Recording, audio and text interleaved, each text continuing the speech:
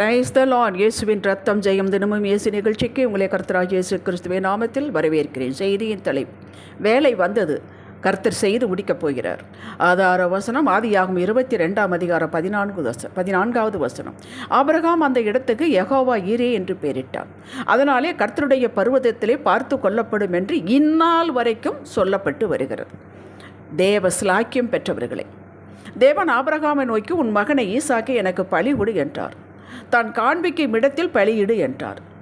இது தேவ வார்த்தை தான் என்று நிச்சயித்ததும் அதிகாலை எழுந்து ஆயத்தமாகி போகிறான். 3 நாட்கள் பிரயாணம்.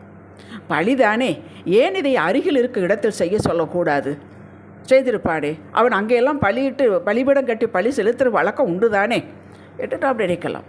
3 நாட்களும் ஆபிரகாம் இதையே நினைத்து, தகப்பன் அல்லவா, புழுங்கி பயந்து வேதனைப்பட்டு இடம் கொடாமல் 3 நாட்கள் நடக்கிறான். மோரியா தேசம், இந்த மலை அவர் காட்டு மலைக்கு 3 நாட்கள். இந்த 3 நாட்கள் ஒரு தகப்பனுக்கு எவ்வளோ வேதனை இருக்கு யோசித்து பாருங்கள். அதற்கு தேவன் இடம் கொடுக்கவே இல்லை. மேசியாவின் வருகை, ஜீவ பலி, மறுபடியும் உயிர்த்தெழுதல், இதன் கோர்வையை தேவன் ஆபிரகாமோடு பேசியிருந்திருக்க வேண்டும். ஆபிரகாம் ஈசாக்கை நினைத்து வேதனைப்படாதபடிக்கு வருங்கால ஜீவ ரட்சணியத்தை சொல்லி இருந்திருப்பார். அதனால்தான் ஈசாக்கு எல்லாம் இருக்கிறது, தகன பலிக்கு ஆட்டுக்குட்டி எங்கே என்று கேட்டபொழுது தேவன் தமக்கு தகன பலிகளை ஆட்டுக்குட்டியை பார்த்து கொள்வார் என்றான் ஆபிரகாம். ஆபிரகாமுக்கும் ஈசாக்கும் ஆட்டுக்குட்டி நினைத்தார்கள். ஆனால் அங்கே புதரில் சிக்கியிருந்தது ஆட்டுக்கடா. தேவனுடைய சிந்தனையில் இருந்ததுவோ தேவாலயம். அந்த இடத்தில் தானே சாலமோன் தேவாலயம் கட்டினான். இதைத்தான் இயேசு யூதரிடம் சொன்னார். உங்கள் பிதாவாகிய ஆபிரகாம் என்னுடைய நாளைக்கான ஆசையாயிருந்தான், அதை கண்டு களி கூர்ந்தான் என்று. யோவான் 8:56. இந்நாள் வரைக்கும் பேசப்படுகிற காரியத்துக்கு தேவன் அந்நாளிலேயே, ஆபிரகாமின் நாளிலேயே பலி செலுத்த இடம் குறித்து விட்டார். அல்லேலூயா. அப்படித்தாங்க உங்களுக்கு எனக்குள்ள ஆசீர்வாதங்கள். இது நமக்கு தெரியாததனால் நம் கண்ணு முன்னால் இருக்கிறதை மட்டுமே பார்க்க முடிகிறது, சுகவீனப்பட்டதையே பார்க்க முடிகிறது. இது சுகமாகி மறுபடியும் வேலைக்கு போவான் என்பது மனதில் தோன்றுவது இல்லை. கண்ணிலை பார்ப்பது மட்டும்தான் நான் நம்புகிறேன். எத்தனையோ விசுவாசத்தை கேட்டிருந்தாலும், நாம விசுவாசமாக இருந்தாலும் ஒரு எல்லையை தாண்டி நம்மால் போக முடிவதில்லை. ஆனால் கர்த்தர் சொல்வது எல்லையை தாண்டி வா என்கிறார். வா என்கிறார் பேதுருவை, நடந்து தண்ணீர் வா என்கிறார். நாம் எல்லையை தாண்டி போக வேண்டுங்க, இந்த சூழ்நிலையை தாண்டி போக வேண்டுங்க, நம்ம சிந்தை சொல்லுகிறதை விட்டு தாண்டி போக வேண்டுங்க. இதை வைத்து நம்முடைய வாழ்வை நாம் கணிக்கிறோம், பார்த்ததை வைத்து கணிக்கிறோம். நம் கணிப்பிற்குள் எதுவும் இருப்பதில்லை என்பதை நீங்கள் இப்பொழுதே கண்டிருப்பீர்கள். இப்போது நீங்கள் இருக்கும் நிலையை இப்படித்தான் என்று நீங்கள் வரையறுத்து வைத்தது உண்டா? நீங்கள் இப்படி இருப்பீர்கள் என்று நினைத்தது உண்டா? இல்லையே, மாறித்தானே இருக்கிறீர்கள். நீங்கள் இருக்க வேண்டிய கற்பனைக்கு எட்டாத அந்த வேண்டிய இடத்தில் இல்லாமல் இருக்கலாம். ஆனால் இருந்த இடத்திலேயே அதே கஷ்டத்திலே இல்லையே, நிறைவேறியுள்ளதே.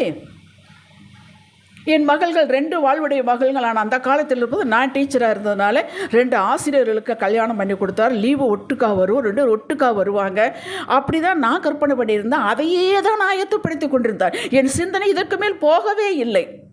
கர்த்தர், நீ இப்படித்தானே நினைக்கிறான், இந்தா உனக்கு இது மட்டும் என்று என் தகப்பன் அப்படி நினைக்கவில்லை. அவர் உயர்ந்த திட்டம் வைத்திருந்தார். ஆபிரகாமும் ஈசாக்கும் ஆட்டுக்குட்டியைத்தான் நினைத்தார்கள். அவரோ தேவாலயத்தை இருதயத்தில் வைத்திருந்தார். அப்படி என் வாழ்வில் மக்களை குறித்து ஆண்டவர் உயர்ந்த திட்டம் வைத்திருந்தார். 2 பேரும் அமெரிக்காவில் இருந்தார்கள், 2 பேரும் இப்பொழுது சென்னையில் ஐடி கம்பெனி. இதன் கற்பனை கூட நாங்கள் பண்ணி பார்த்ததில்லை.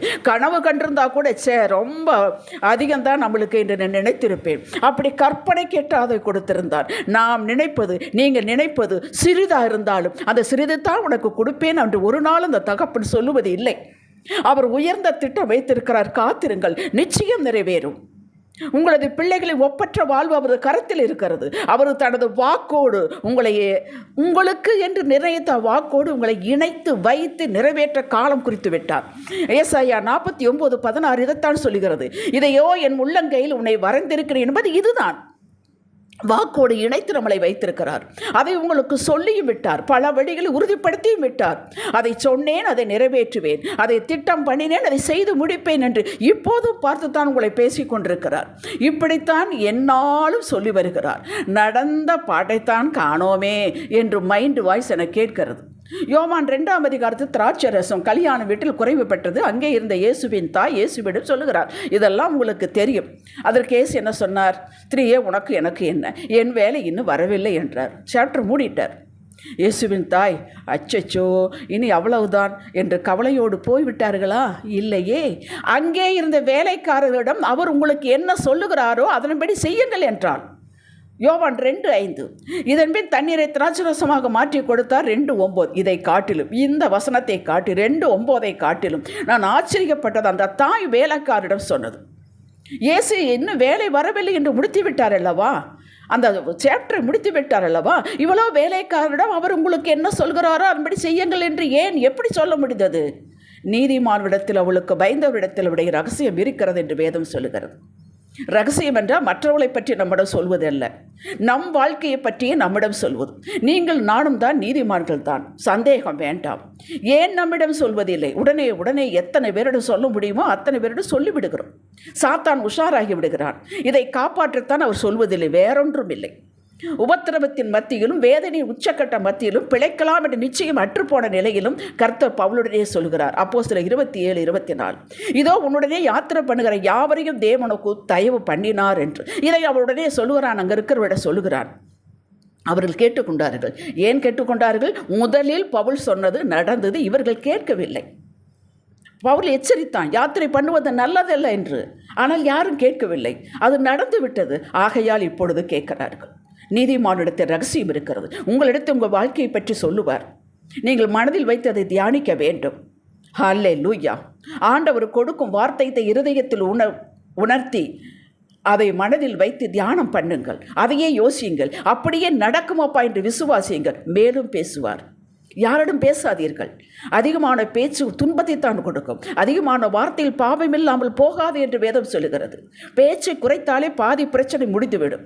வீட்டை பற்றி, சமாதானத்தை பற்றி, சுகவீனத்தை பற்றி, மேன்மையை பற்றி, சம்பாத்தியத்தை பற்றி யாரிடம் சொல்லலாம் என்று கணத்தை உணர்த்துகிறாரோ, தேவனுக்கு பயந்து நடக்கிற நீதிமான்களிடத்தில் 1-2 பேரும் இடத்தில் கலந்து கொள்ளலாம். அவர்கள் சந்தோஷப்படுவார்கள் என்றார். அவர் உங்களுக்காக ஜெபிப்பார்கள் என்றார். அப்படி இல்லை என்றால் விட்டு விடுங்கள். என்ன மோசம் போனது?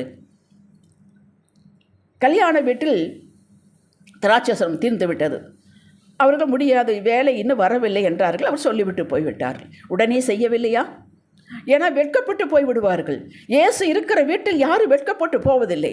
இயேசு இருக்கிறார் இந்த வீட்டில் என்று எத்தனை பேர் வந்தார்கள். அத்தனை பேருக்கு சுகம் கொடுத்தாரே. உங்களுக்குள் இயேசு இருக்கிறார், உங்கள் வீட்டுக்குள் இயேசு இருக்கிறார். குறைவை விட மாட்டார், வெட்கப்படுத்த மாட்டார். கல்யாண வீட்டில் திராட்சரசம் திறந்து விட்ட, இருங்க 2 வருஷம் பார்க்கலாம் அப்படி சொன்னாரா?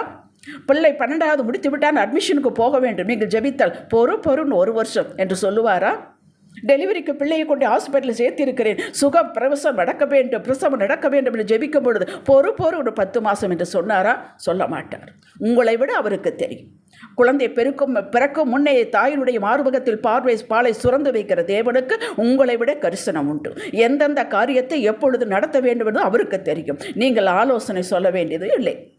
உங்களை விட உங்கள் பிள்ளையின் மீது, உங்கள் குடும்பத்தின் மீது கரிசனம் கொண்டவர் கர்த்தர் தான். உங்களை குறித்து உங்களோடு கற்பனைக்கு எட்டும் வகையில் நீங்கள் எண்ணுகிறீர்கள். உங்களுடைய கற்பனை குறித்து நீங்கள் எண்ணுகிறீர்கள், தவறு எதுவும் இல்லை. அதுக்கு முன்னாடி நம்ம போக முடியாது. அவரோ பூமிக்கு வானத்திற்கும் எப்படி பெரிதோ அந்த அளவுக்கு திட்டம் வகுத்துள்ளார். உங்களை பற்றி, உங்கள் பிள்ளைகளை பற்றி, உங்கள் குடும்பத்தை பற்றி, உங்கள் உயர்வை பற்றி நிறைவேற்றுவேன் என்று தானே சொல்லியிருக்கிறார். நான் அதை சொன்னேன், திட்டம் பண்ணினேன், நிறைவேற்றுவேன், சொன்னேன், செய்து முடிப்பேன் என்று தானே சொல்லியிருக்கிறார். காலம் அவருடைய கருத்தில் இருக்கிறது. எந்தெந்த காரியம் எப்பொழுது நடத்த வேண்டும் என்று அவருடைய கருத்தில் இருக்கிறது. அந்த மேன்மையும் அருமையும் நீங்கள் இன்னும் காணவில்லை. உங்களை குறித்து வைத்திருக்க திட்டங்களை இன்னும் நீங்கள் காணவில்லை. ஆனால் நீங்கள் ரகசியத்தை வெளியில் சொல்லாதவர்களாக இருந்தால் உங்களிடம் சொல்லியிருப்பார், கோடிட்டு காட்டியிருப்பார். ஆனால் அவர்கள் உங்களுக்கு ஆயத்தப்படுத்தி வைக்கப்பட்டுள்ளது. இதுக்கு 1 கொரிந்தியர் 2:9 நீங்கள் வாசிக்கும். நான் உங்களுக்காக வாசிக்கிறேன். எழுதியிருக்கிறபடி தேவன் தம்மில் அன்பு கூறுபவர்களுக்கு ஆயத்தம் பண்ணினவர்களை கண் காணவும் இல்லை, காது கேட்கவும் இல்லை, அவன் மனுஷனுடைய இருதயத்தில் தோன்றவும் இல்லை. உங்களுக்கு தோன்றவும் இல்லை. ஏன்னா அவ்வளவு ஆயத்தம் பண்ணி வைத்திருக்கு. உங்களுக்கென்று ஆயத்தம் பண்ணி வைத்து, உங்கள் பிள்ளைக்கென்று ஆயத்தம் பண்ணி வைத்திருக்கிறார். நிச்சயம் நிறைவேறும். இதை நீங்கள் விசுவாசிக்க வேண்டும். அந்த எல்லை விட்டு தாண்டி வெளியே வாருங்கள். உங்களது ஜெபம் எப்படி இருக்க வேண்டும்? தகப்பனே நீர் ஆயத்தம் பண்ணி வைத்திருக்கிறேன், பெரிய காரியத்தை ஆயத்தம் பண்ணி வைத்திருக்கிறேன். ஆனால் இப்பொழுது இருக்க சூழ்நிலையே வேறாக இருக்கிறது. நான் இதை நம்பவில்லை. நான் உண்மையில் இணைத்துக் கொள்கிறேன், ஆயத்தம் பணிகளோடு இணைத்துக் கொள்கிறேன். அதற்காக நான் காத்திருக்கிறேன். நான் வெட்கப்பட்டு போக மாட்டேன். நீங்கள் அத்தனை செய்து முடிப்பதற்காக ஸ்தோத்திரம். எனக்கு என்று ஆயத்தம் பண்ணினவர்கள், என் பிள்ளைக்கு என்று ஆயத்தம் பண்ணினவைகளை, என் மனைவியுடைய சுகத்திற்கு, சகலத்திற்கு நீ செய்து முடிப்பேன் என்று விசுவாசிக்கிறேன் இயேசுவின் நாமத்தில் என்று சொல்லுங்கள். அத்தனையும் பெற்று அனுபவித்து 4 தலைமுறை கட்டு தேவன் உங்களை மகிமைப்படுத்துவார். 4 தலைமுறைகளை காண்பீர்கள். இது உறுதி. ஜெபிக்கலாம். தகப்பனே, என்னோடு பேசும். யாரிடமே இதை சொல்ல மாட்டேன். நீர் எனக்கு இன்று என்ன செய்ய சொல்கிறீரோ அதை மட்டும் கிருபை பெற்று செய்து முடிப்பேன். இயேசுவின் நாமத்தில் என் அருமை பிதாவே, இன்றைய சிந்தனைக்கு எத்தனை சத்தம் இடர்கள் என் மத்திய சுற்றிலும் இருந்தாலும் என் தகப்பன் சத்தம் எனக்கு கேட்கும். நான் அப்படியே கீழ்ப்படிவேன். ஆமேன். ஹல்லேலூயா.